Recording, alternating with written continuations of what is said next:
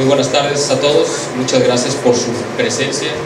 Les damos la bienvenida a esta presentación que vamos a tener de estas obras que nos trae Cristian Rodrigo Iturral desde Argentina, que nos visita en esta ciudad de Guadalajara, y donde contamos con la presencia de nuestro eminente cardenal, arzobispo emérito de Guadalajara, don Juan Sandoval Íñiguez, a quien le agradecemos su presencia, igual que a Salvador Cuevas Acuña.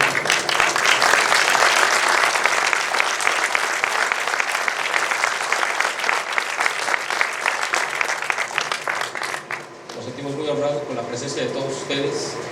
Este es el primer evento que estamos organizando como propósito nacional y además también coordinado con este nuevo movimiento que es Por la Patria y la Familia.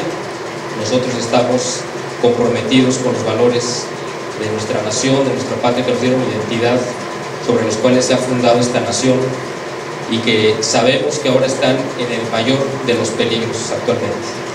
Han estado a lo largo de mucho tiempo y de hecho desde hace 200 años, pero quizá no habíamos llegado a ese punto como estamos en este momento. Es por eso la razón, porque a lo mejor se puede creer, bueno, como que un tema de una historia de hace 500 años, ¿qué puede tener de aplicación en nuestra realidad actual?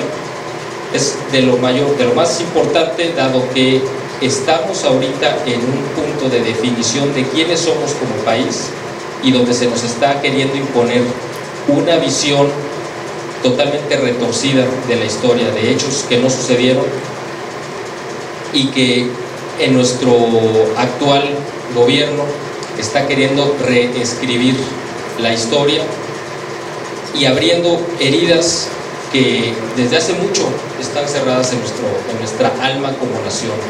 Nosotros como mexicanos sabemos y entendemos perfectamente que nuestra esencia está basada en sobre dos pilares, que es nuestra raíz prehispánica, de la cual, pues con sus errores y vicios, como nos los explicará Cristian, pues no podemos renegar, pero tenemos la riqueza también de toda la cultura europea, cristiana, occidental, que nos vino a través de los españoles. No podemos nosotros renegar de ninguna de las dos raíces. Es un error tan grande renegar de nuestra raíz cristiana, que es nuestra esencia, como renegar también de lo que fuimos en el pasado, y de ambas necesitamos aprender, conocer y reconciliarnos y aceptarlo para poder entonces sí enfrentar el presente y el futuro. Esa es la razón de organizar esta presentación, para que ustedes tengan de primera mano una visión completa de lo que fue la realidad que nosotros desconocíamos, porque solamente estaba al alcance de los eruditos, como Cristian ha hecho una labor de investigación tremenda, para poder conocer qué es lo que realmente sucedía previo a la llegada de los españoles. Y además, para poder valorar más todavía el aporte que nos trajeron los españoles. Y además, bueno, pues para entender cómo la leyenda negra, en todos los sentidos, ha hecho tanto daño a nuestro país y a nuestra alma mexicana, que nos ha mantenido con una herida artificial abierta durante tanto tiempo. Nosotros en este acto queremos cerrar esa herida, entender quiénes somos como mexicanos, y no solamente como mexicanos, sino como hispanoamericanos o iberoamericanos, y desde ahí poder enfrentar el presente que se nos viene encima de una manera muy violenta. El acto que vamos a tener aquí es totalmente contrario a lo que ha sido la propaganda oficial, que se basa en dichos, en ocurrencias, en especulaciones, pero no en datos reales y concretos, como nos va a mostrar Cristian. Que es precisamente lo que vamos a hacer, es desmontar esa famosa leyenda negra, no solamente en la parte de la llegada de los españoles a América, sino además en la parte de la Inquisición. Para ello era muy importante también contar con la presencia de la figura espiritual más importante que tenemos en nuestro país actualmente, que es el cardenal don Juan Sandoval Íñiguez, a quien yo en algún artículo hace varios años lo nombré como el padre espiritual de nuestra nación, y eso es exactamente. Ha sido el hombre más comprometido en defender la fe en defender la fe que costó la sangre a miles de personas en esta tierra y en otros estados de nuestro país, no solamente en la guerra cristera, sino desde la guerra de Reforma y otros conflictos. Siempre ha habido gente dispuesta a derramar su sangre en defensa de la fe. El cardenal Sandoval es un testigo también que ha enfrentado estos ataques violentísimos de esta gente que quisiera arrancarnos la fe desde hace mucho tiempo. Y él ha sido pues ese escudo que ha defendido durante tanto tiempo las raíces y nuestra identidad como nación.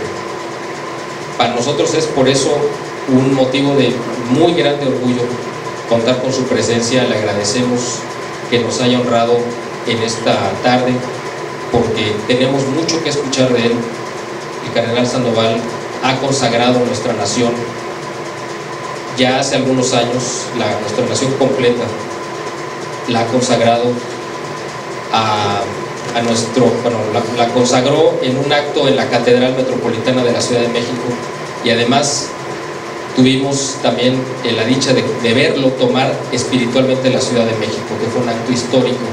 Mucha gente no lo supo, pero fue un acto histórico. Así que estamos frente a un personaje de verdad que ha trascendido el tiempo. Es un personaje de la historia, no solamente religiosa, sino de nuestra historia como país, y que ahorita contamos con la bendición de todavía tenerlo aquí y poderlo escuchar, toda su sabiduría que tiene que decirnos. Vamos a empezar pues escuchando a sus comentarios sobre estas obras que nos trae nuestro amigo Cristian Iturralde desde Argentina, y también agradecemos profundamente la presencia de don Salvador Cuevas Acuña, un gran líder empresarial de nuestro estado a nivel nacional, que ha dejado una larga trayectoria, ha dejado una larga huella también en la defensa de los valores, y que eso ha motivado la creación de estas dos agrupaciones que ahora públicamente estamos presentando, que es Propósito Nacional y Por la Patria y la Familia. Así que vamos a escuchar con mucha atención las sabias palabras de nuestro querido cardenal y nuestro padre espiritual de México, el cardenal don Juan Sandoval Iglesias.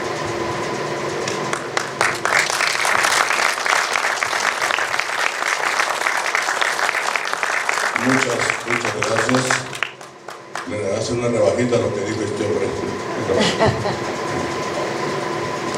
Me invitaron a que presentara 2 libros y dije, yo te presento, no, nomás usted, dije, como en el rancho. Sale el pinto y entra el pinto. Bueno, pero ya que leí los libros, los 2 que se van a presentar, pues me gustaron mucho. Entonces, aquí este amigo nuestro, Cristian Rodríguez Iturralde, que es argentino, ha hecho un libro extraordinario que se refleja en el título: La Inquisición, un tribunal de misericordia. Un tribunal de misericordia. Le pedí permiso aquí a mi amigo Juan Manuel de citarlo. Hace 3 días comíamos juntos y hablé de la Inquisición, y luego dijo lo que todo el mundo piensa. No quiero saber nada de la Inquisición, la cosa más tremenda, más injusta, más bruta, más terrible que ha habido en la historia. Eso me dijo. Dije, cállate la boca, no sabes. Eso le dije. ¿Cuál es pues la finalidad de este libro? Este libro está con un acopio de citas. O sea, el valor de estos libros es la abundantísima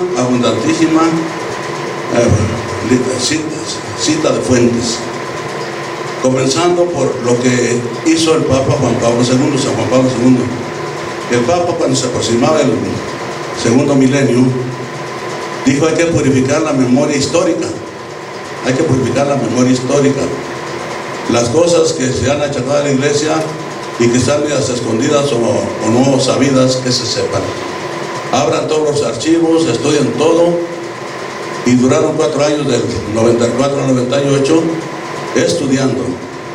Y el resultado de lo que se investigó fue una obra completa que está en la BAC, Biblioteca de Autores Cristianos, se llama La Inquisición. Es, creo, fundamental sobre eso.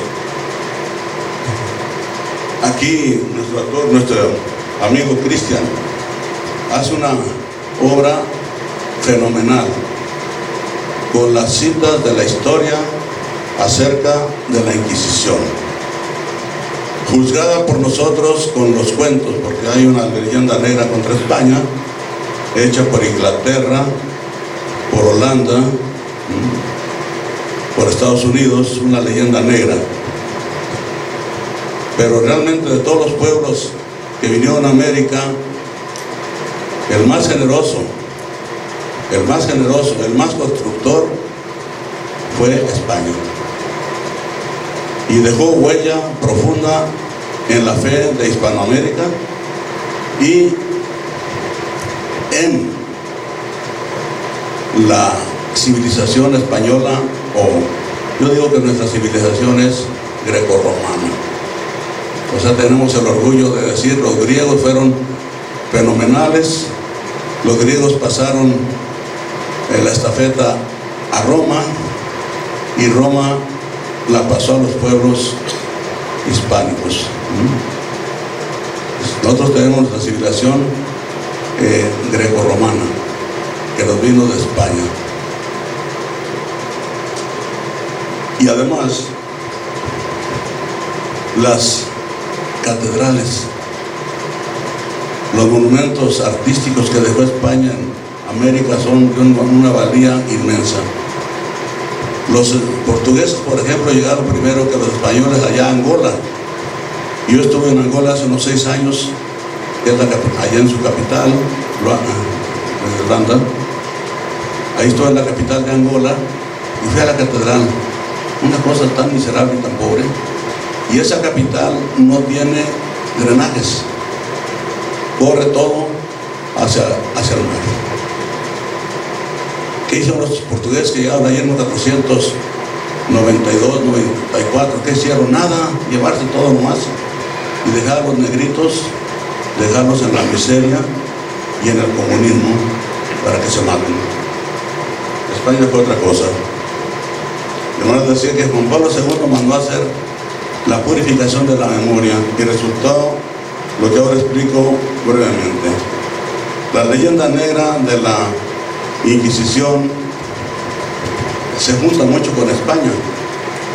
Primero, ¿qué quiero decir? Que la Inquisición no la fundó España. La Inquisición la fundaron los reyes, especialmente los franceses, porque no aguantaban a los albigenses y cátaros en el sur de Francia. Y le pidieron al Papa Inocencio III. El Papa Inocencio III, que reinó a principios del siglo XIII, que él fue el Papa más poderoso de la historia de los papas. Él gobernó la Iglesia y gobernó a todos los estados europeos, los hizo como quiso.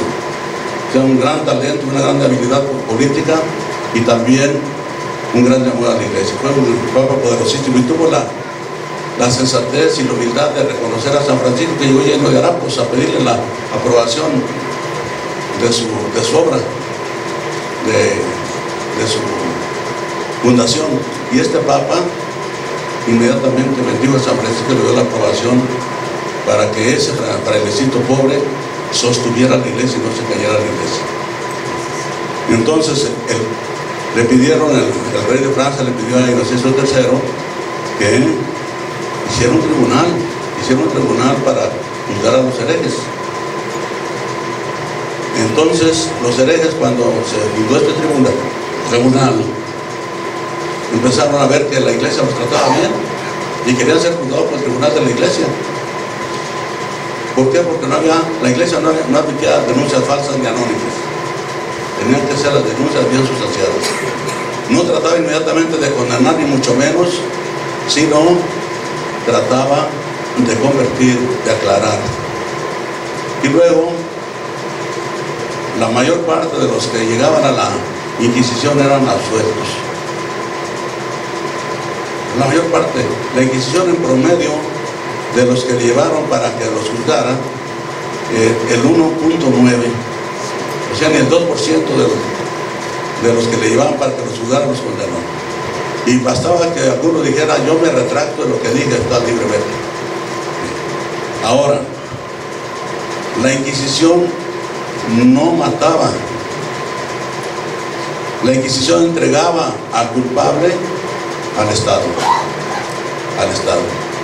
Y el Estado era el que aplicaba sus penas.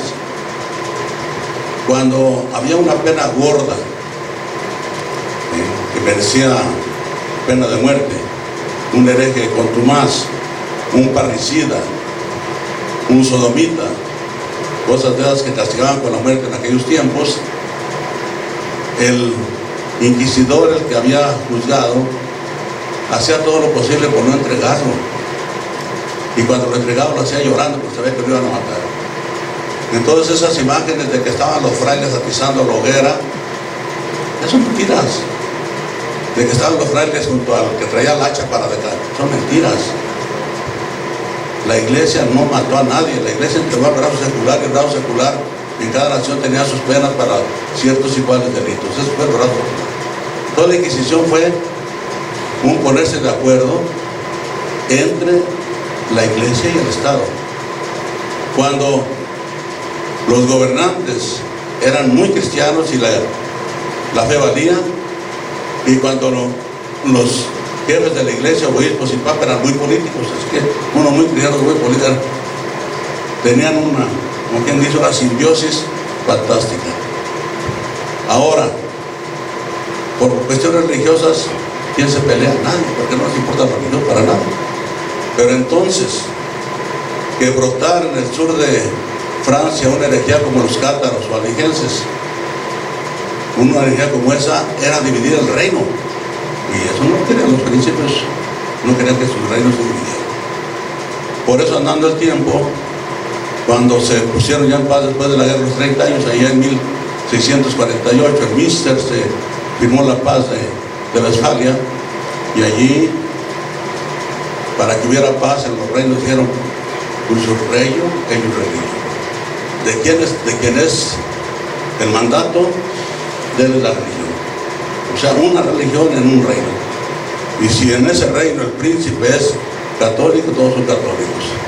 Y si en ese reino el príncipe es protestante o calvinista, todos son protestantes calvinistas. Usurreio. Son cosas que tenemos que entender ahora para no estar jugando con criterios nuestros lo que pasó hace 8 siglos. La Inquisición española se fundó mucho tiempo después. ¿Cuándo? La Inquisición española se fundó cuando los reyes católicos, Fernando y Isabel, hacia 1478, si no me equivoco. Ahí se fundó la Inquisición española por petición del Papa. Los reyes de España no querían, la verdad no querían. Donde mejor se trató a los judíos en toda la historia fue en España. Se les trató de una manera muy generosa, eran consejeros, eran médicos, eran prestamistas, de todo tenían. Pero algunos se convertían, dice, al cristianismo, pero era para infiltrarse y tramar contra el reino y contra la iglesia. La Inquisición no tenía jurisdicción sobre los no bautizados, que les quede claro, para que no vaya a pensar la Inquisición persiguió a los judíos por ser judíos. No tenía jurisdicción sobre los no bautizados, ni moros ni judíos, ni moros ni judíos. Los judíos que se convertían al tomar el bautismo eran súbditos de la Inquisición. Para que no vayan también a pensar que los indios en América los convirtió la Inquisición a base de amenazas y hogueras. No, la Inquisición no tenía en América, y lo dice la Enciclopedia Británica, ahí pueden consultarlo, hay un relleno, no tenía en América jurisdicción sobre los indígenas para que se convirtieran, no, eran sobre los bautizados, y cuidaba de que los que se bautizaran realmente fueran cristianos de verdad. Por eso, por muchos judíos que se bautizaron aparentemente se convirtieron, pero no se convirtieron porque seguían, ahí estaba la Inquisición buscándolos. Eso así fue.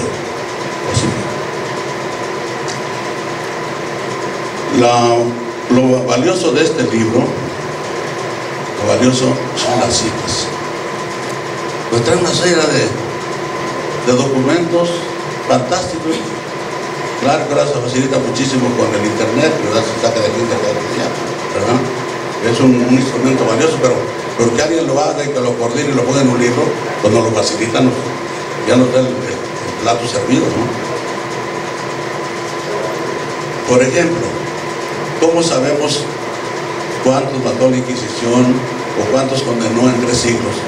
Pues va al Archivo de la Nación, a la Biblioteca del Archivo de la Nación, y allí consulta y dicen, en 3 siglos, el 0.9%, ni el 2% de los que le pensaban la Inquisición fue condenado. Entonces, una cosa mínima. Vuelvo a repetir, querían los culpables que los juzgaba la Inquisición. Los que la Inquisición condenó fueron mínimos en proporción a los que otras inquisiciones mataron, porque tenían Inquisición los judíos, los calvinistas, los protestantes, los anglicanos, todos tenían Inquisición, todos tenían su Inquisición, y ellos sí mataban en cantidades tremendas. ¿Cuántos mató católicos Enrique VIII, el que separó a la Iglesia de Inglaterra de la obediencia a Roma? A católicos como 70,000. Cromwell, el dictador de Inglaterra, fue a obligar a los irlandeses a que se hicieran protestantes. Mató 40,000 católicos y de todo el clero mató el 98%. Las cifras que vienen allí en el libro sobre las barbaridades que cometieron otros que no eran católicos te dejan patitieso. Por ejemplo, las brujas. Los pueblos católicos no andamos con las brujas, no andamos con mucho. Sí hay brujas, por ahí hay brujas, pero no hay persecución de brujas ni creemos en eso, más bien nos reímos. Ahí está el Halloween, de un carajo que trajeron. A ver, de Estados Unidos e Inglaterra, de allá. Pero Alemania mató o metió a la hoguera 160,000 brujas, y allí está en el libro, 160,000 brujas. Y ellos fueron los que inventaron la leyenda negra contra España, que España era así, que España era así. Son mentiras.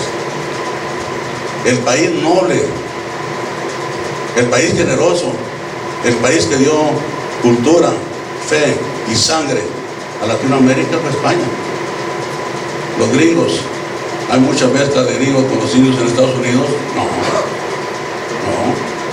los civilizaron por el rifle, ¿no?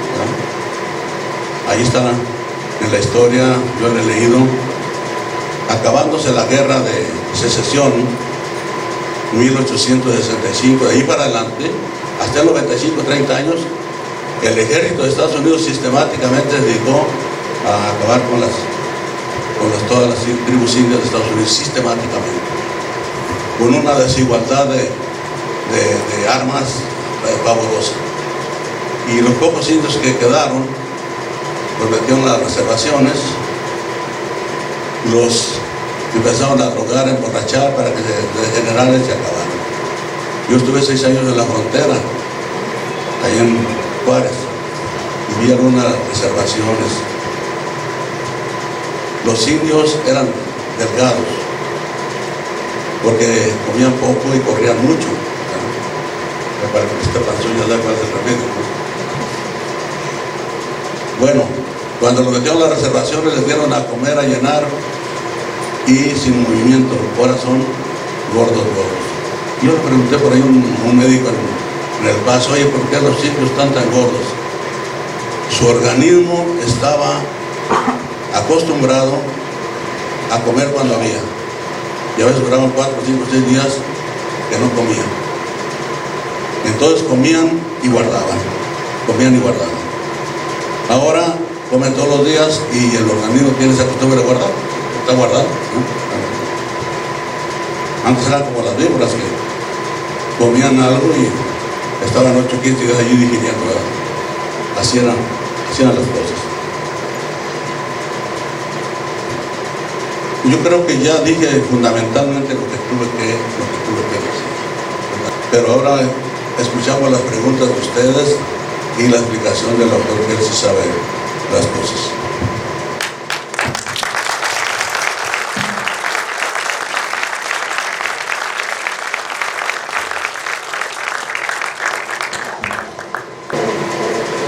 Bueno, muchas gracias a todos por estar aquí presentes. Para mí realmente es un enorme gusto estar nuevamente en México. Yo ya había estado hace un par de años con don Miguel Salinas y otros buenos amigos y camaradas. Nunca pensé realmente estar en la misma mesa que el cardenal Sandoval, que en Argentina y en muchos lugares lo queremos mucho, especialmente por un valor que es muy poco usual, especialmente en los últimos tiempos. Quiero agradecer también la presencia de don Salvador Cuevas y bueno, agradecer toda la disposición que ha tenido desde el principio, una disposición completamente desinteresada de don Miguel Salinas. Hay muchos agradecimientos que seguramente me estoy olvidando. Quiero agradecer también a don Fernando Villalón y bueno, tantos otros, si me llevo a acordar después, les mando un saludo al final. Con respecto a la Inquisición, en realidad me quedé pensando cuando Miguel hizo su introducción.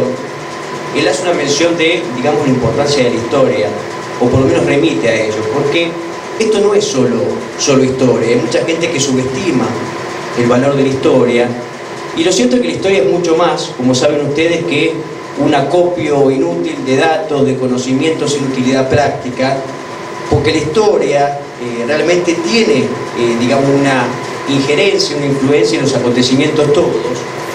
Especialmente, yo recuerdo en uno de ellos, no me acuerdo, creo que es en La República, Platón, cuando se encuentra de algún modo pensando cómo había que formar a las nuevas generaciones, a los nuevos patriotas en las polis, él recomienda la enseñanza de las gestas patrias y divinas desde la más tierna edad. ¿Por qué? Porque conoce la importancia de la historia, como decía Cicerón, que la historia es maestra de la vida, es decir, que el conocer la historia, digamos, nos otorga, nos hace conocer nuestra identidad. Bueno, y a partir de allí, a partir de entonces, conociendo nuestra identidad, tendremos más claro, indudablemente, el norte. Porque si se nos dice, como se nos dice, que somos hijos de un monito delicado y vegano, sin fe ni patria, indudablemente a lo que vamos a aspirar no es a la ciudad agustiniana, sino al planeta de los simios. No hay más que asomar la cabeza para ver esta descerebrada de pañuelo verde, quemando iglesias y profiriendo cualquier tipo de insulto. Es decir, la historia tiene una importancia fundamental para defender la fe. Por eso la Iglesia históricamente siempre puso mucha atención en lo que es la apologética. ¿Por qué? Porque conocía especialmente esta función. Esto es algo que podemos nosotros corroborar. Piensen ustedes que un mal libro de historia, una historia mal contada, es mucho más que eso. Deben conocer muchos de ustedes, por lo menos yo tengo muchos allegados, que eran personas creyentes, personas de buenas, digamos, intenciones, pero al creer sin verificar, porque eso también es un fenómeno muy actual, que en general ante este panorama de orfandad intelectual o de desinterés por todo lo que no es novedoso, digamos, la gente por lo general no verifica lo que ya le viene de algún modo cocinado por los medios de comunicación. Entonces, hay mucha gente y mucha más de la que pensamos que pierde su fe por motivos históricos. ¿Por qué? Porque si alguien le dice, por ejemplo, que la Inquisición torturó y mató en sus oscurísimas mazmorras a millones de personas y que los españoles vinieron y hicieron lo propio, bueno, indudablemente esta persona se va a replantear ciertas cuestiones y cuanto menos su fe va a flaquear, su fe si es que directamente no apostata. De modo que tenemos que entender que esto es mucho más que un estudio sobre la Inquisición, que un estudio sobre cualquier evento histórico. Es decir, la historia tiene una importancia fundamental y no es casualidad, por ejemplo, que un comunista italiano, Antonio Gramsci, especialista en esta ingeniería social de penetración del marxismo cultural, que prestara tanta atención a la historia de la cultura en general como vehículo para subvertir todos los, digamos, valores perennes o los paradigmas propios del occidente cristiano católico. En fin, esta es una acotación que quería hacer con respecto al comentario inicial de don Miguel. Ahora bien, la Inquisición, en realidad como cualquier otro fenómeno histórico relativo, pero particularmente la Inquisición tiene una gran cosa a favor y una gran cosa en contra. Es decir, para todo aquel que quiera abordar seriamente y desapasionadamente y científicamente el estudio de la Inquisición, Hay una cuestión que indudablemente conocemos, que el cardenal, bueno, ya ha mencionado, como don Miguel, digamos que existe una leyenda negra, digamos, han pasado 5 siglos de mentiras ininterrumpidas sobre este nobilísimo tribunal tan injustamente vilipendiado. Es decir, es muy difícil poder luchar contra toda esta propaganda de 5 siglos que se encuentra este prejuicio impregnado hasta el hueso, incluso en mucha gente que tiene indudablemente buenas intenciones. Es decir, eso es un obstáculo inicial. De todos modos hay que repetir, hay que persistir en la verdad. Es decir, no es sencillo esta cuestión. Ustedes saben que la leyenda negra, por hacer una síntesis, digamos, surge en un momento específico, especialmente podremos decir que ya está con fuerza activa y diseminada a mediados del siglo XVI, donde tenemos el contexto general es este: tenemos a Inglaterra disputando el dominio material del orbe, y tenemos a los protestantes disputando la Iglesia Católica el dominio espiritual. De modo que se genera, y especialmente es una cuestión esta de la propaganda que se facilita mucho con la invención de la imprenta, es decir, que al modo Gutenberg, que permite realizar muchas copias de panfletos a un costo razonable, y de modo que en pocas décadas ya todas estas leyendas negras están diseminadas por doquier, y especialmente en un pueblo que no estaba formado como para poder en ese sentido refutar este tipo de cuestiones. De modo que ese es, podríamos decir que es el inicio de la leyenda negra que surge en este contexto. Si bien sabemos que en última instancia, como bien decía el filósofo decimonónico español Donoso Cortés, sabemos que la guerra o la problemática, más allá de cuestiones, digamos, económicas, geopolíticas, etc., sabemos que en el fondo detrás se esconde hay una cuestión teológica religiosa. Eso es fundamental entenderlo, porque España no se la odia por, otra vez lo hablaba con un amigo, no se la odia España por alguna curiosa fobia a lo peninsular, por las anexiones territoriales, por los tercios, ni mucho menos por su gastronomía, que me parece fabulosa. A España se la odia por haber sido la hija directa de la Iglesia Católica, como otrora lo había sido la Francia Católica. Se la odia especialmente a España por haber cumplido su misión histórica y metafísica. De modo que es muy cierto esto que nos dice Donoso Cortés, si bien vemos que hay motivos, digamos, materiales en el inicio, como el dominio, como una guerra geopolítica, siempre termina imponiéndose esta enseñanza de Donoso Cortés, que en definitiva esto es una guerra, porque la guerra a España, en definitiva, o el ataque a España, es en última instancia, es un ataque contra la Iglesia, pero es odium fidei, es odium Christi, es odio a la fe y odio a Cristo. Ese es el objetivo buscado principalmente por estos odiadores de España y de la Iglesia. Pero sin querer extenderme mucho más en todo esto, yo les decía que eso es lo que tenemos en contra. Hay que remar y tenemos que persistir, y sabemos que la condena social es muy grande, por decir ciertas verdades, especialmente comenzando por los ámbitos académicos, pero incluso en las reuniones familiares. Muchas veces a mí me ha tocado discutir este tipo de cuestiones y realmente, pero yo creo que más allá de la caridad que uno tiene que tener con el prójimo, yo creo que decir la verdad en este tipo de cuestiones es el mayor acto de caridad, especialmente si vemos que la afectada o quien se dirige a este ataque en definitiva es a la fe. Pero bueno, esto es lo que tenemos en contra, pero hay una gran cuestión a favor, por lo menos, o comenzando por el aspecto historiográfico con respecto a la Inquisición, porque es uno de los tribunales, yo diría que es el único tribunal de estas características que ha conservado prácticamente la totalidad de su documentación. Es decir, no hay razón para aducir ignorancia con respecto al tema este. Ya algo había adelantado el cardenal. Ha conservado, yo tuve la suerte que para este primer trabajo, que fue mi primer libro casualmente de la Inquisición, y el que ha despertado mayor interés, debo decir, bueno, tuve la oportunidad de poder viajar al Archivo Histórico Nacional en Madrid y también a la Biblioteca Nacional en París, Francia. Ustedes saben que cuando se va buena parte de España se lleva consigo muchos documentos que, bueno, luego vende a coleccionistas privados, se hace unos pesos y, bueno, parte ha quedado allá. Pero bueno, tuve la oportunidad de, por lo menos, no ver la totalidad, porque es prácticamente imposible, y mayormente los trabajos serios de investigación ya han sido citados, pero bueno, le permite a uno, por lo menos, poder acceder y tener de primera mano ciertas cuestiones y poder traer una documentación nueva, pero siempre en línea de lo que se venía hablando. Es decir, esto es muy importante porque en realidad no debería haber siquiera discusión sobre, digamos, la actuación o qué fue y qué no fue la Inquisición. Esto es importante que lo sepamos cuando alguien ataque a la Inquisición. Y tenemos que decir, bueno, mira, no cuántos libros leíste, porque también hay muchos libros basura, pero bueno, anda directamente a los documentos que a la actualidad han sido revisados en su totalidad.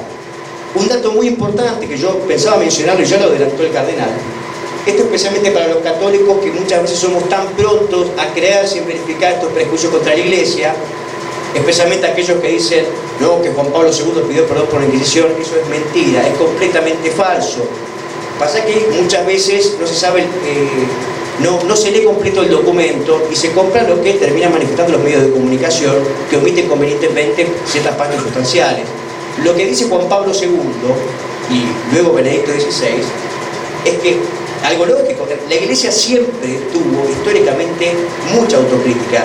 La Iglesia siempre ha sido, digamos, nunca ha temido a reconocer sus errores donde los hubiera habido, pero justamente esta es la distinción principal. Lo que dice Juan Pablo II y lo que dice Benedicto XVI es: la Iglesia pide perdón por aquellos abusos que podrían haberse dado en determinado lugar, pero en ningún momento se sigue de aquí que hay una condena implícita, que hay una condena del tribunal. La Iglesia siempre pidió perdón sobre sus errores, pero bueno, en todo caso, lo que es muy importante es que en el año 98 Juan Pablo II abre la discusión. Él convoca un simposio, pero no solo historiadores católicos o, digamos, con simpatía por la hispanidad o por España. Él llama a una serie de expertos en distintas, digamos, facetas, disciplinas, abarcando cada uno un aspecto distinto de la Inquisición, gente proveniente incluso de distintas religiones, incluso de distintas tendencias políticas. Y bueno, se hace todo, dura toda esta investigación como más o menos 3 años, y luego se editan las conclusiones. Es decir, el modo de orquestar esta investigación realmente es admirable, porque de algún modo aseguraban la objetividad de sus conclusiones, que aparte estaban respaldadas por la documentación que se había revisado. Y bueno, realmente luego daré algunos datos, pero básicamente puede sintetizarse en que la Inquisición fue un tribunal de misericordia, la Inquisición fue un tribunal de justicia, de verdadera justicia, y les diría que no solo considerando aquel preciso contexto histórico, sino incluso considerándolo en la actualidad. De modo que eso es una gran cosa a favor que tenemos. Ahora vamos bien, digamos, al dato duro, al dato histórico. Como dijo el cardenal, en el año 1478 se instaura en España el Tribunal de la Inquisición, que dura aproximadamente hasta el año 1830, hay cierta discusión. Ahora bien, el tribunal no lo impone la Iglesia, el tribunal lo piden específicamente los reyes católicos a Sixto IV, que autoriza la elección del tribunal. Pero antes de entrar en los motivos, hay algo que es fundamental y que por lo general se omite, yo creo que es lo más importante, que es considerar, digamos, cuál era el contexto general, es decir, cuál era lo que primaba en aquellos tiempos, que era la fe y el elemento religioso. Era una sociedad eminentemente cristocéntrica, donde desde el primero al último todos eran cristianos y nadie ponía, por supuesto, en duda la necesidad de la salvación o de la existencia del infierno, etc. Ustedes fíjense, haciendo una pequeña analogía, fíjense ustedes, por ejemplo, que cada sociedad, cada civilización, cada cultura generalmente ha justificado su existencia o reglamentado ciertas cuestiones, sus leyes, etcétera, alrededor de un valor madre, de un eje axiológico. Por ejemplo, sabemos que en la modernidad el eje central suele ser el hombre, se siguen directamente filosofías antropocéntricas, y sabemos que en los tiempos de la Edad Media, en los tiempos de principio de la Edad Moderna, lo que impera es el teocentrismo, ¿verdad? Todo alrededor, el valor eje es la fe. Y fíjense cuántas veces, ¿no? Porque hoy la verdad que decir fe, decir herejía, incluso para muchos es simpática la sola mención. Hoy no nos dice nada, pero en aquellos tiempos era algo que no se discutía porque simplemente todos lo aceptaban y lo buscaban voluntariamente. Fíjense tanto que se acusa a la fe y a la Edad Media de oscurantista, etc. Si hacemos un rápido raconto por todos estos regímenes que han, sustituido el valor madre de la fe por el antropocentrismo, ustedes verán que son mucho mayores las injusticias de la modernidad, de estas sociedades que han adoptado ciertas cuestiones que han tomado como dogmas, como, fíjense ustedes, la Revolución Francesa con su libertad, igualdad y fraternidad, seguidamente asesinando a cientos de miles de católicos, como el pueblo campesino de la Vendée. Fíjense ustedes la cantidad de, no hablemos por supuesto de los regímenes comunistas, 100 millones de muertos en 70 años, y tampoco se salvan los democráticos, porque hoy vemos que el eje central es la democracia y los derechos humanos, etcétera, que sabemos bien que se aplican por lo general dependiendo de quién tenga el poder de turno. No sé, yo me acuerdo de la Segunda Guerra Mundial, Dresde, 500.000 bombardeos sobre poblaciones civiles, Hiroshima, es decir, cuántas persecuciones e injusticias podemos contabilizar, si esto fuera simplemente un cálculo matemático, desde la Revolución Francesa en adelante. Yo puedo asegurarles, no yo, en realidad está en los propios materiales, van a encontrar cientos de millones de personas o ejecutadas o perseguidas a partir de la Revolución Francesa, presunto garante, de la libertad, ¿no? Y ustedes van a ir luego, ustedes revisen aquellos regímenes, aquellas sociedades que eran eminentemente cristocéntricas y verán que la injusticia era muchísimo menor, es incomparable. Pero bueno, este es el contexto, o sea, tenemos que juzgar, tenemos que entender que la Inquisición surge en este contexto, en un contexto donde la fe era el eje de absolutamente todo, y el vulnerar esa fe era prácticamente,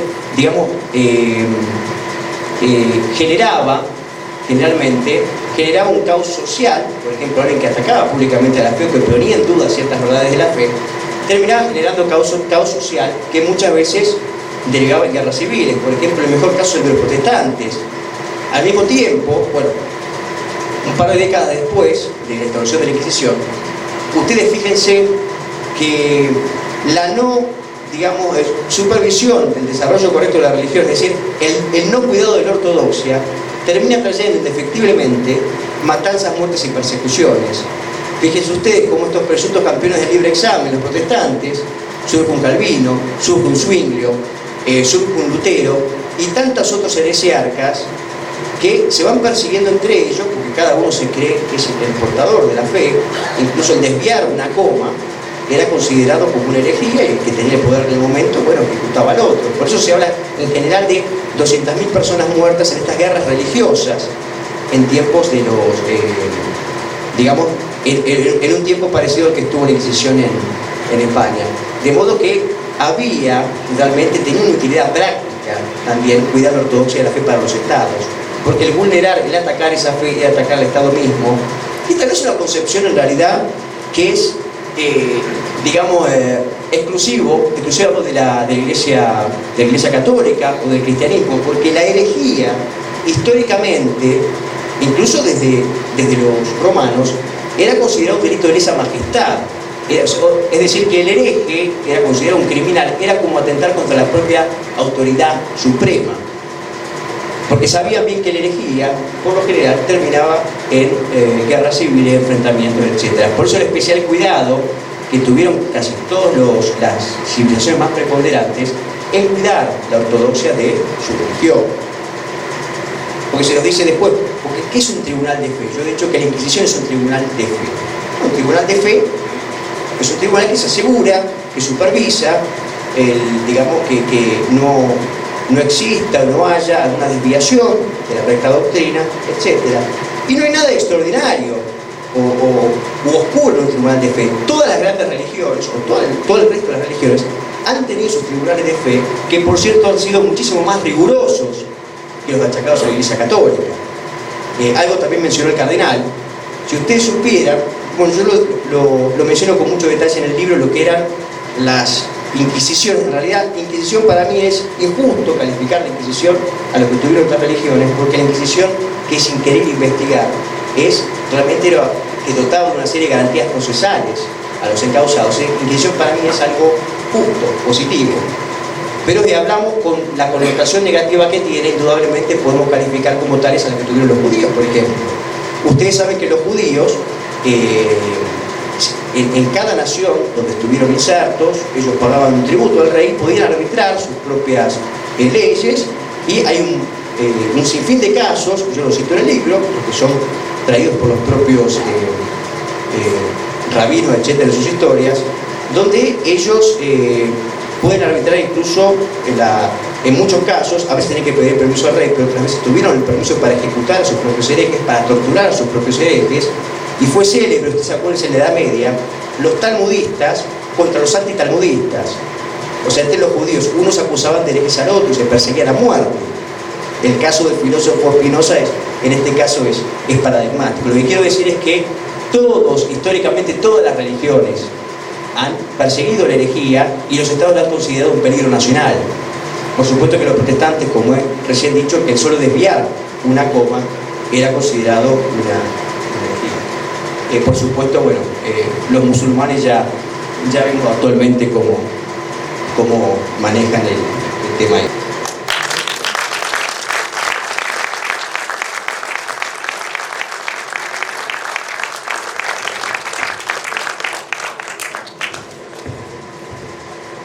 Salió el pinto y entra el pinto. Quiero completar que en el libro aquí de Cristian sobre la Inquisición está también mencionado el caso Galileo, que fue parte de la purificación de la memoria histórica, y queda la cosa muy clara.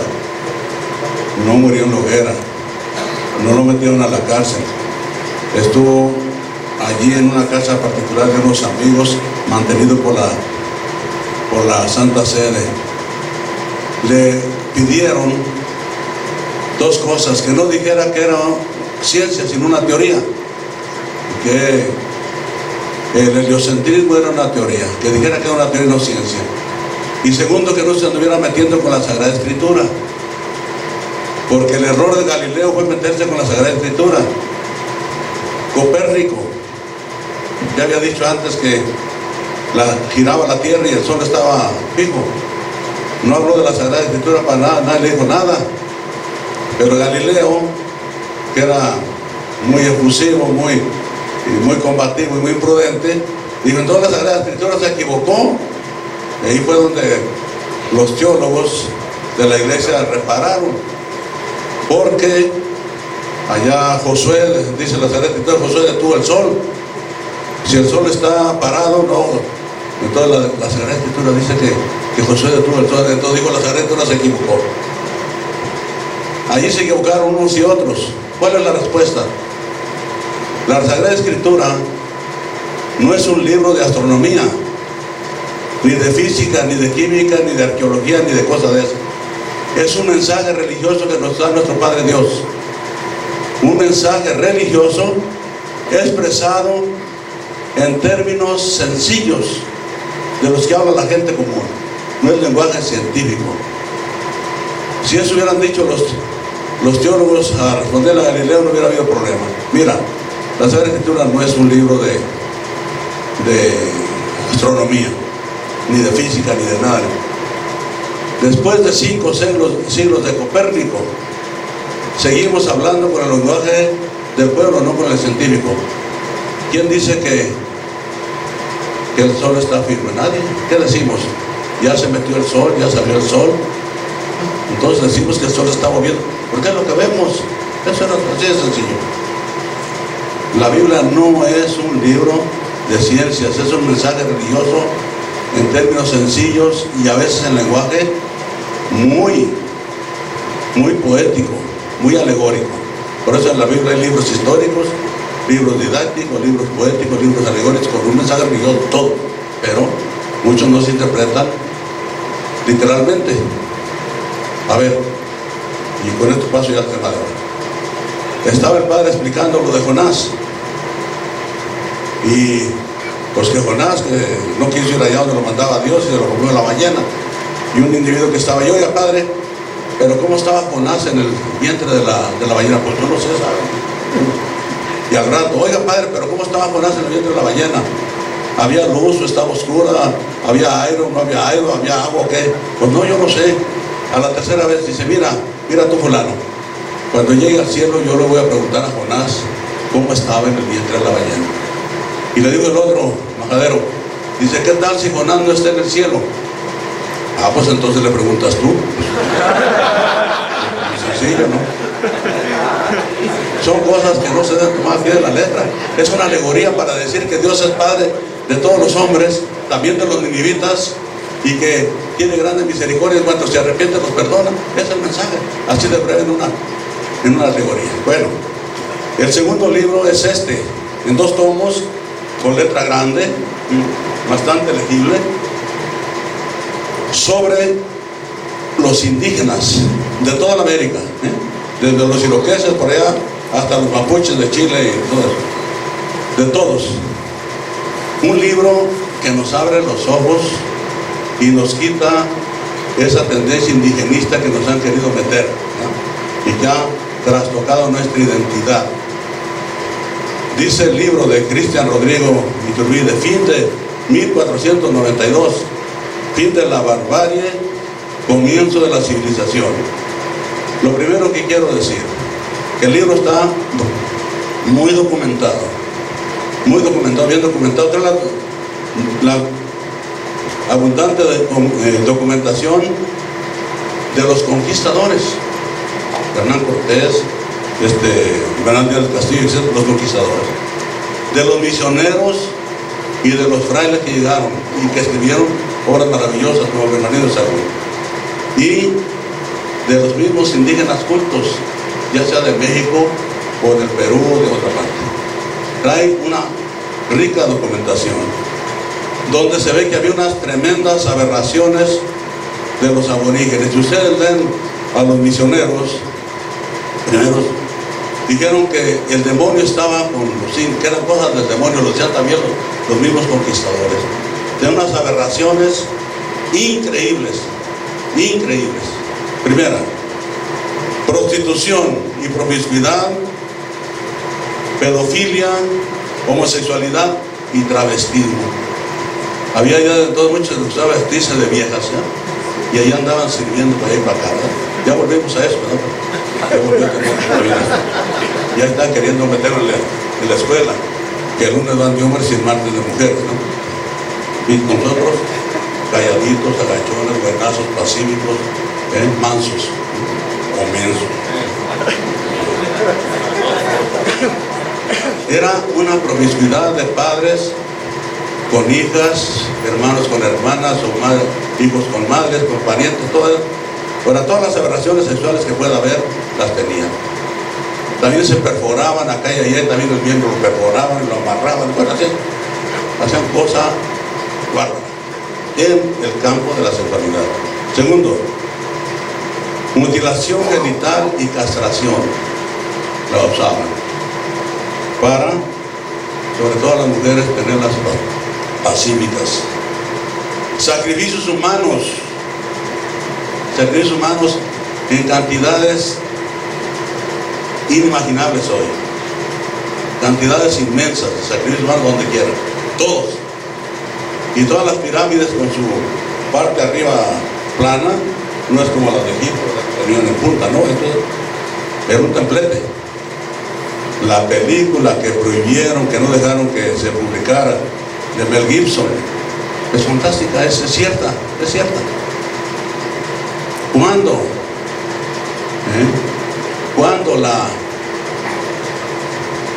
fue el año. Bueno, cuando la consagración del Templo Mayor en México, se sacrificaron 80,000 en varios adoratorios ahí cercanos y en el Templo Mayor, 80,000 para la consagración, dice, del templo.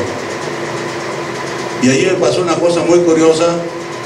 Un poco después, ya no voy a citar a Juan Manuel, aquí cito una visita que hice a la Coyochauqui, en tiempos de este presidente que ladraba, que defendió el peso como perro, de López Portillo. Se descubrió ahí a un lado del Templo Mayor, o la Coyochauqui decían, y después fui a verla, y allá andaba una muchacha Celina dándonos la explicación.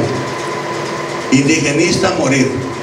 Estaban las hileras de calaveras, todas las hileras de calaveras, y hablando que los españoles, y que los españoles, dije, ya cállense, que no ve todas, ya cállense, no saben, no ve todas.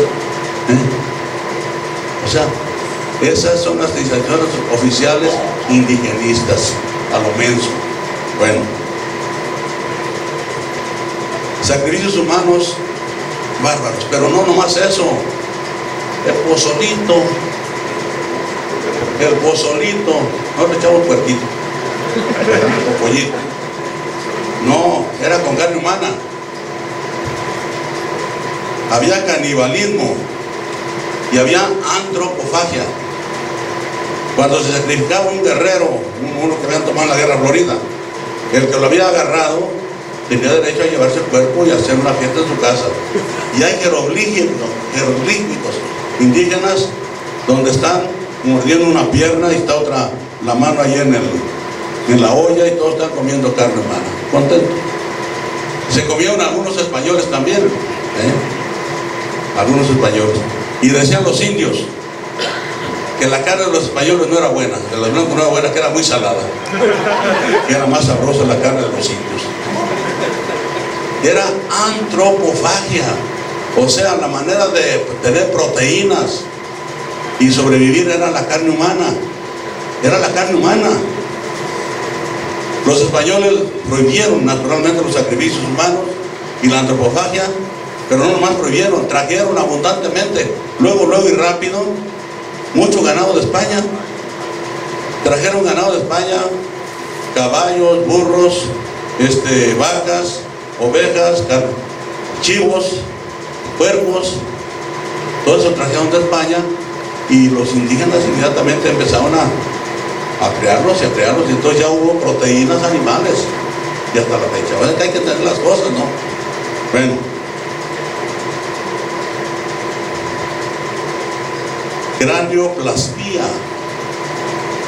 cranioplastía para la belleza.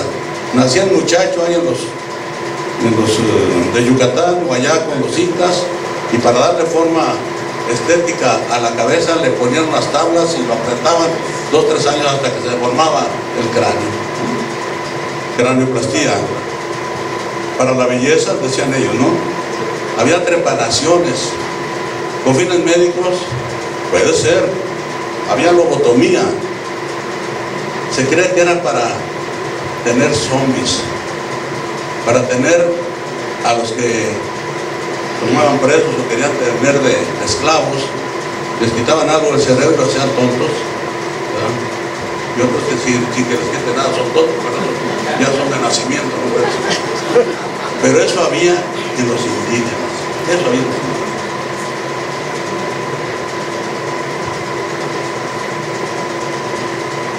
Y no solamente que acá y allá, lo había en cantidades comerciales, por donde quiera. Era algo común en todos los grupos de indios que había aquí en el continente.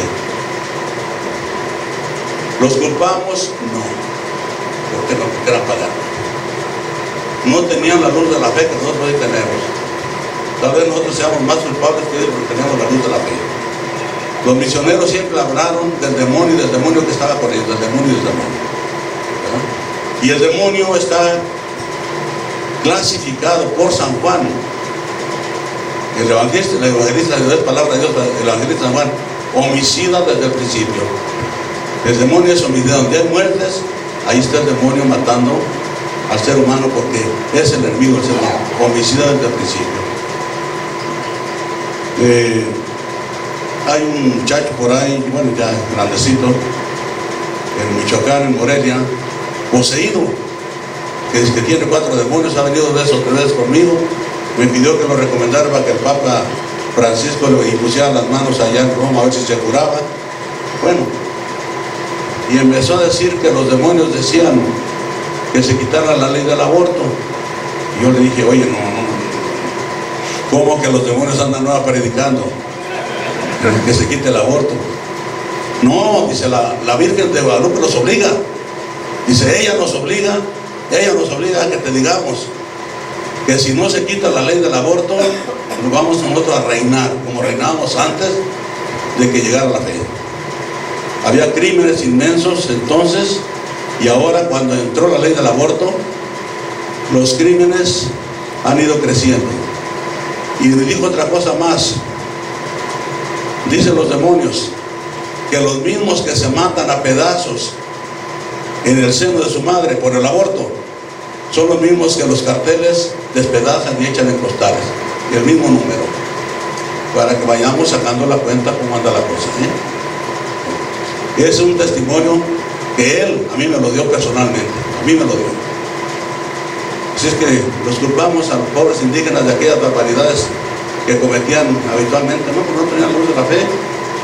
Por eso cuando llegó la fe, encontraron la luz.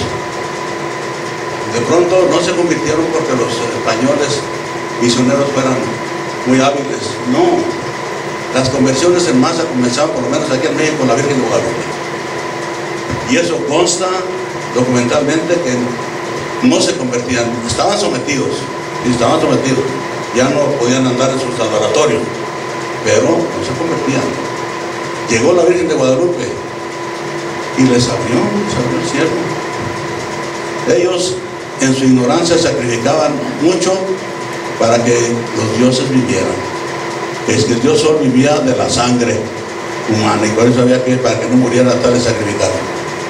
Y llegó la Virgen de Guadalupe y dijo, no es el hombre que muere para que Dios viva, es Dios el que murió para que nosotros vivamos. Soy la madre, siempre dice María, madre del verdadero Dios, por quien se vive, por Dios vivimos. Cristo murió por nosotros, no nosotros morimos por él y para que Dios viva. Hacia 1533 se juntaron los tlatoanis, o sea, los sacerdotes que conocían los jeroglíficos, porque la Virgen de Guadalupe es un jeroglífico. Lo estudiaron, lo comprendieron mejor que lo comprendemos nosotros, dijeron una especie. Y conversiones en masa a la fe católica. Ahí cambiaron las cosas, pero ahora estamos volviendo otra vez. México tiene que hallar su identidad. Y la identidad de México, pues no, ya no me voy a alargar, ya voy a terminar. La identidad de México es esta. Por raza somos mestizos. 80% de los mexicanos somos mestizos. Un 10% blancos puros, llegados posteriormente, sobre todo, a lo largo de los siglos, y un 10% indígenas. No estamos a la situación de Bolivia, que tiene 1 millón de blancos, que tienen todo, el poder y todo, y tienen 7 millones de indígenas. Ahí está una cosa tremenda. O Guatemala, que es algo parecido. No, nosotros tenemos una base racial de estabilidad, que es ser una raza híbrida, español e indio. Somos mestizos. Y ahí hay la profecía de la Virgen de Guadalupe. Ahí está la profecía de la Virgen de Guadalupe. ¿Apareció española o apareció mestiza? Mestiza. Me acuerdo muy bien, Aparecida, la reunión de América Latina en Aparecida. Ahí en uno de los documentos decía que la Virgen India de Guadalupe, que la Virgen India, nada de Virgen India, es mestiza, nada de Virgen India. Y así quedó en el documento la Virgen mestiza de Guadalupe, que hizo la profecía. Cuando si apenas se comenzaba a mestizar, hizo la profecía de esta raza, que somos nosotros mestizos. Tenemos que apreciar lo de los indios, que también tienen su cultura, y lo de los españoles. Bueno, ¿quién nos metió el indigenismo? ¿Y quién quiere destruir a la Iglesia Católica, la religión católica? Los vecinos del norte. Protestantes. ¿Desde cuándo? Desde un principio. En cuanto se hizo la independencia, mandaron a Poinsett, el primer embajador gringo, aquí, era un demonio. Vasconcelos, en su breve historia de México, que está en breve, un ladrillo así de grande, pero que es interesante, ¿no? Vasconcelos dice: Poinsett, al recibir al gobierno mexicano, lo primero que hizo ponerles en la sala donde lo recibió una grande pintura de Moctezuma, para decirles: estos son ustedes, indios. Dice: porque es más fácil dominar un indio que un español. Pues claro está, pero son ustedes indios. Y luego empezaron con las logias, que son los chalanes del sionismo, los que les hacen los mandados, los que entregan el país, ¿no?, al extranjero, las logias, y empezaron a combatir a la Iglesia Católica, que esas guerras que duraron hasta que los gobiernos dijo aplaque, hasta que los gobiernos puso paz. O sea que ha habido paz cuando hay una especie de monarca. Esta es la única tiempo que hemos tenido paz, cuando hay un monarca. Venimos de una España monárquica y de unos reinos indígenas que eran también centralistas. Nos quisieron meter a fuerza la democracia y el federalismo. ¿Cuándo ha sido México federalista? ¿Cuándo? Nunca. Nomás de palabra. Estados Unidos mexicanos. Ahora con este que está allí, ¿es un federalismo o es un centralismo? Un centralismo. Y todos contentos, ¿no? ¿O qué? Bueno, pues entonces que se vea. Bueno, nuestra identidad es ser una raza mestiza, nuestra fe cristiana, nuestra fe católica y nuestra cultura europea rica. Ya dije hace rato, lo de España viene de Roma y de Grecia. Así, hasta los deportes, las olimpiadas, hasta eso inventaron. Ya no digamos las matemáticas, la medicina, el arte, el teatro, todo lo inventaron los griegos. Nuestra cultura viene de allá, eso no. Vamos a Estados Unidos a comer hamburguesas, ya nos creemos de otra raza superior y ya comemos el pesebre aparte, ¿no, señor? Bueno, ese indigenismo encontró un ícono, Made in USA.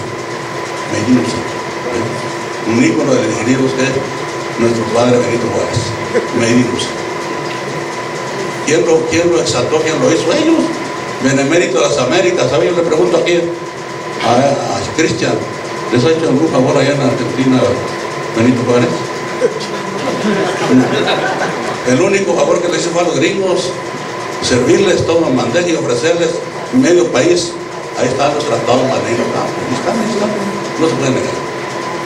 Bueno, es Made in USA, es esa, para ponerlo como icono nacional. Y este tarugo que tenemos ahí de presidente, está moviendo para atrás, para adelante, una fregada. La historia no va para atrás, la historia va para adelante, no para atrás. Así somos, por ignorancia. La historia es la maestra de la vida. El que no sabe historia, no quiere saber historia, vive a lo que le digan. No tiene parámetros para juzgar y para dar continuidad a la identidad. Como quiera lo trastocan y lo hacen otra cosa de él. Esto es lo que quería yo decirles acerca de este libro, que es muy interesante leer, muy interesante. Se la chico en el corazón, se la chico en el corazón al leer este libro.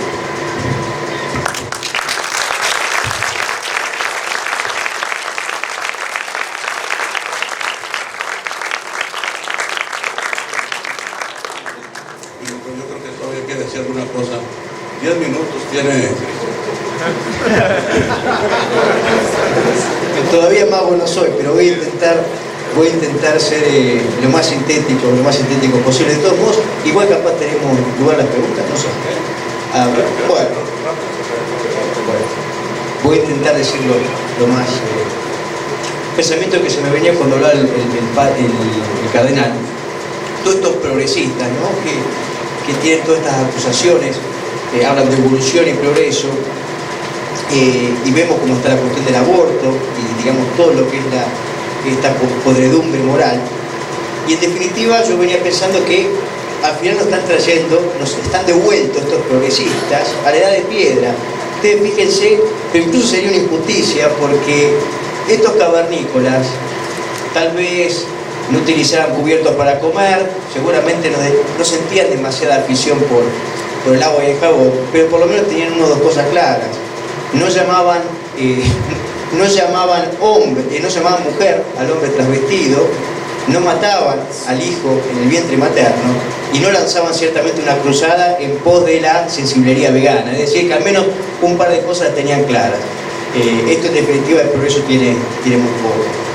Con respecto, esto creo que es lo más importante con respecto a lo que es la conquista de América y esta acusación, que es yo siempre, si en algo focalizo, yo puedo escribir bien o mal, les puedo resultar simpático o antipático con muchas personas, pero les aseguro que si algo tiene, digamos, y sinceramente lo debo decir, creo que de destacable, los trabajos que intento hacer es la documentación. O sea, intento siempre tomar las fuentes más objetivas posibles, incluso provenientes del enemigo, del disidente. En este caso, con respecto a lo que son yo en estos libros, porque la conquista de América, digamos, todos los beneficios que trajo España y la Iglesia son bastante notorios, después si quieren podemos hablarlo, pero el tema de los excesos que han cometido gran parte, no digo todos los pueblos indígenas, porque indudablemente muchos pueblos indígenas eran pacíficos, y por eso son los pueblos que luego se alinean y, digamos, se unen, se funden con el español, con el católico. Pero lo que yo acá justamente intento decir, demostrar, exponer, es que estas culturas tan idealizadas como fueron aztecas, mayas e incas, realmente que han cometido, me parece que excesos, pero de una magnitud inimaginable. Pero bueno, ¿cómo se funda esto? Porque una típica crítica histórica era que no podíamos creer lo que nos decían los cronistas españoles. Pero quiero que recuerden, por lo menos que les quede bien fresco, cuando salgan de acá, que digamos, la principal documentación que sostiene esta tesis, que afirma o reafirma esto que estamos diciendo, son los propios códices indígenas. Ustedes recuerden que ellos, digamos, ellos tenían pictogramas, esa era la forma de ellos de comunicar su historia, etc. Y que eran, digamos, ellos lo escribían, digamos que eran un simbolismo, esos pictogramas eran unas hojas de maguey, etc. Y podemos ver en las pinturas de los propios indígenas todos estos sacrificios humanos, antropofagia y todas las cosas que nosotros denunciamos. Es decir, que esto es algo que es reconocido por los propios indígenas y por los libros que escriben luego los propios indígenas cuando aprenden la lengua o se convierten al cristianismo. Pero digamos, lo que demuestra la principal, diría yo, evidencia es la ciencia. Pero la ciencia, hablamos en el terreno de la arqueología. Por ejemplo, hace 2 semanas salió incluso en uno de los diarios principales, por lo menos en Argentina, imagino que habrá circulado bastante, en la zona andina, digamos, donde imperaban los incas. Acá se refiere a una cultura anterior, que son los chinos, que se habían descubierto en excavaciones 254 chicos, niños, entre 4 y 10 años de edad, sacrificados ritualmente. Es decir, y esto semana a semana, por lo menos en las últimas 2 décadas, también se han descubierto acá en México. Es decir, que ya es la arqueología y es la ciencia la que termina por confirmar lo que decían los cronistas españoles y católicos. Como los misioneros, por supuesto, lo que decían los misioneros. Es decir, no mentían los misioneros. E incluso, por ejemplo, hay antropólogos que no son nada afines con la Iglesia y con España, como Marvin Harris, que reconoce que no es que la práctica del canibalismo o los sacrificios humanos eran cuestiones, digamos, secundarias. No, eran parte integrante y sustancial de esos regímenes. Estamos hablando de los regímenes principales, ¿no? Pero repito, por supuesto que no podemos decir que todos los pueblos indígenas fueron igual, porque al menos tuvieron muchos de ellos, algunos, tuvieron cierta noción de, digamos, de derecho natural.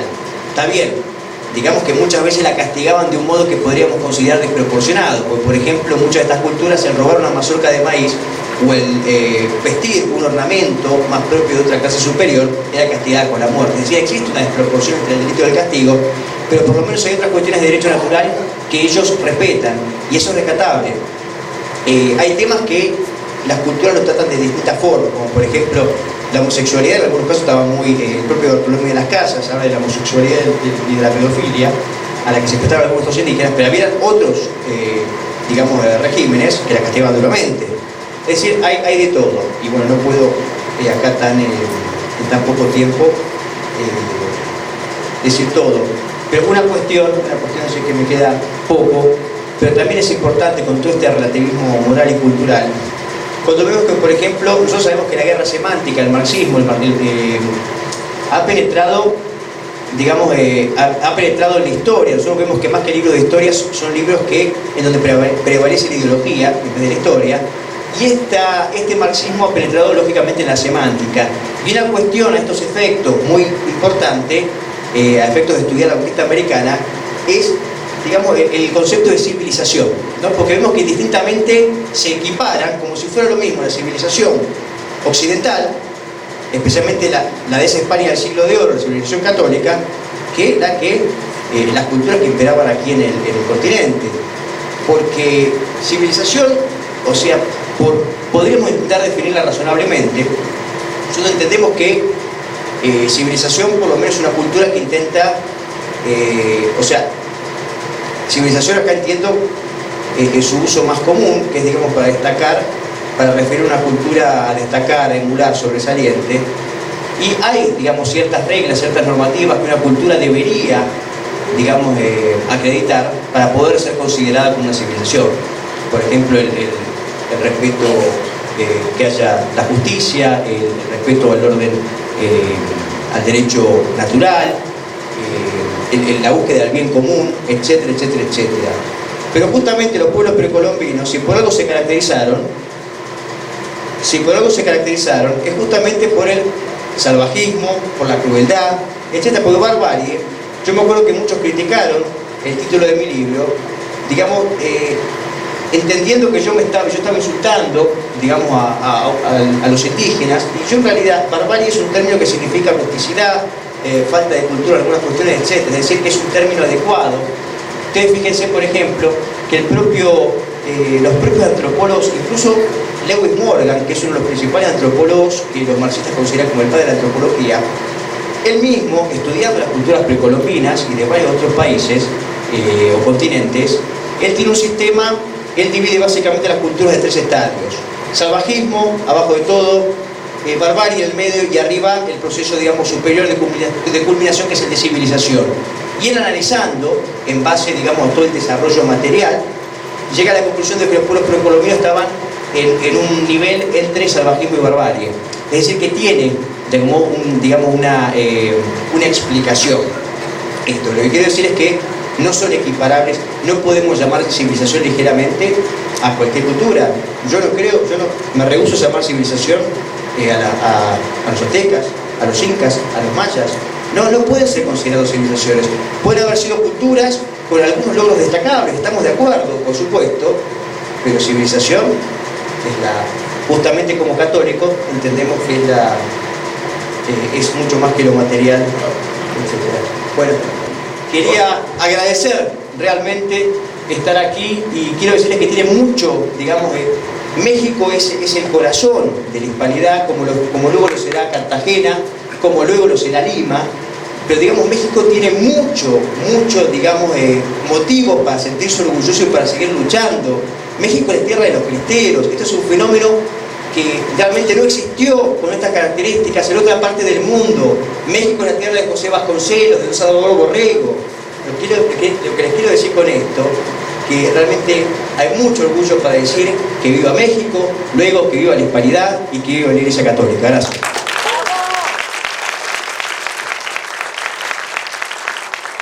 Muchas gracias a todos por su presencia. Le agradecemos a Ernesto Carranza Morán que nos haya acompañado, nos haya dado toda esta sabiduría que él tiene, y le agradecemos también a nuestro amigo Cristian, que ha venido desde tan lejos a presentarnos sus obras. Las recomendamos ampliamente. Vamos a cerrar con un mensaje breve de don Salvador Cuevas Acuña, también aquí como parte de la organización de esta charla.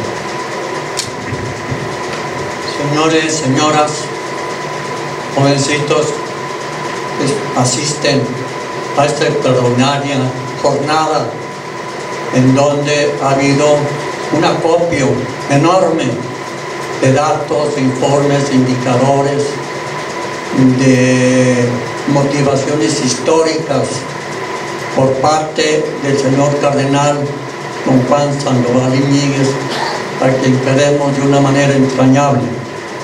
La forma como él expuso la narrativa, la descripción, la redacción del libro de Cristian ha sido verdaderamente ejemplar. Representamos a Propósito Nacional, Asociación Civil y ya al Movimiento Social por la Nación y por la Patria, 15 consejeros de estas instituciones que estamos aquí ahora representando. Me uno a la felicitación de los que han participado con sus preguntas. Desde luego, una felicitación fraterna a Cristian por este documento tan abigarrado, tan notable, tan lleno de citas históricas que han requerido una profunda investigación. Él lo ha hecho y desde luego pues le deseamos mucho éxito en sus libros, en la divulgación de sus libros. Quiero hacer una mención muy especial a Miguel. Miguel es el hacedor, el promotor, el convocador de esta excelente jornada intelectual y religiosa. Él fue justamente quien invitó a Cristian a venir a México y a exponer en esta ciudad de Guadalajara ante todos ustedes sus ideas, sus iniciativas y su profunda investigación científica y religiosa. Muchas gracias, felicidades y recuerdos a sus queridas familias. Gracias.